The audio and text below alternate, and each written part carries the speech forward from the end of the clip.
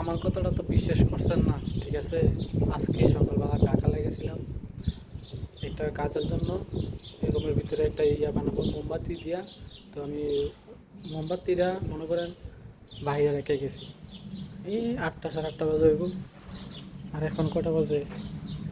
3টা। দেখেন মোমবাতিটার অবস্থাটা কী হয়েছে রোদ্রে। দেখেন রোদ্রে কী হয়েছে দেখছেন। যেমন দেখা যাচ্ছে অনেক দিন হয়েছে মোমবাতিটা রাখা হয়েছে, কিন্তু আসলে না, আজকে সকালে রাখা হয়েছে। এই রোদের গরমে মোমবাতিটা দেখেন গড়লে কী অবস্থা হয়েছে দেখছেন। এবার বুঝেন তাম্মাম রোদের তাপমাত্রা কতটুকু, এবার বুঝেন। এত রোদের তাপমাত্রার ভিতরে আমরা বাইরে ডিউটি করার লাগে, এটাই একটা আল্লাহর রহমত। সবাই দোয়া করবেন, সবার কাছে দোয়া আছে। আসসালামু আলাইকুম, ভালো থাকবেন।